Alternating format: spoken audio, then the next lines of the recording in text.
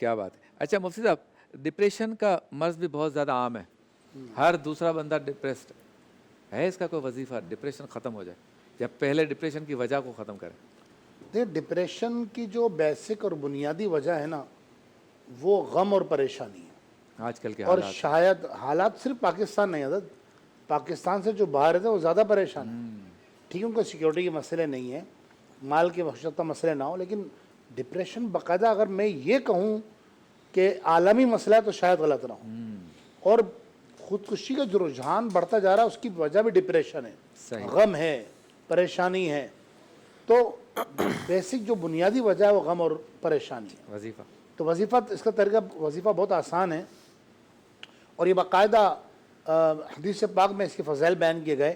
لا حول ولا قوت الا باللہ العلی العظیم, بس یہ پڑھنا ہے. صحیح. لا حول ولا قوت الا باللہ بھی بعض نے پڑھا ہے کہ صرف باللہ تک پڑھ لیں, اور لا حول ولا قوت الا باللہ العلی العظیم یہ پڑھنا ہے. کس طرح پڑھنا ہے, اس کا طریقہ ہے پڑھنے کا.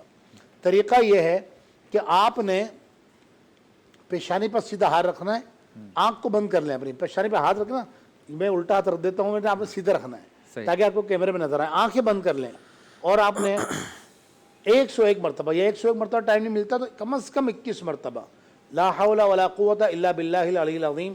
ابھی آپ کے سر بھاری ہو رہا ہے نا, جتنے ناظرین اس وقت دیکھ رہے ہیں, میں یقین کامل کے ساتھ کہتا ہوں, کیونکہ میرے آقا نے فرمایا ہے کہ یہ غم اور پریشانی کو دور کرتا ہے.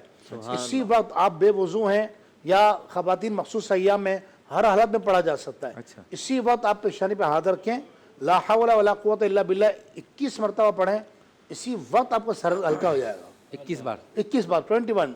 اور اگر زیادہ پڑھنا ہے تو 101 مرتبہ کم سے کم پڑھیں ہر نماز کے بعد. ایک وقت آئے گا, زیادہ نہیں, 2 ہفتے بعد آپ کو خود لگے گا. دیکھیں پریشانی کس کے ساتھ نہیں ہے, ہر ایک کے ساتھ ہے. ہمارے ساتھ نہیں ہے, کہ آپ کے ساتھ نہیں ہے, کہ دوسروں کے ساتھ نہیں, ہر ایک کے ساتھ ہے. لیکن اس پریشانیوں کو سر پہ سوار نہیں کرنا ہے. تو سر پہ اتارنے کا طریقہ کیا ہے کہ آپ یہ لا حول ولا قوت الا باللہ العلی العظیم پڑھ لیں. اگر یہ پورا نہیں پڑھ سکتے اور علی العظیم کا تلفظ میں مشکل ہوتی ہے تو لا حول ولا قوت الا باللہ. اور میں خود جو پڑھا کرتا ہوں نا حضرت, میری عادت ہے ہر نماز کے بعد پیشانی پہ ہاتھ رکھ کے سیدھا لا حول ولا قوت الا باللہ تک پڑھتا ہوں 21 مرتبہ. اور یہ بزرگوں سے چلا آیا ہے. بہرحال دونوں پڑھ سکتے, اس میں کوئی مذائقہ نہیں ہے. اللہ نے چاہا انشاءاللہ رب العالمین ذات قادر ہے, وہ آپ کو ڈپریشن اور مایوسی سے اور پریشانی سے نکال لے گا انشاءاللہ. بریک.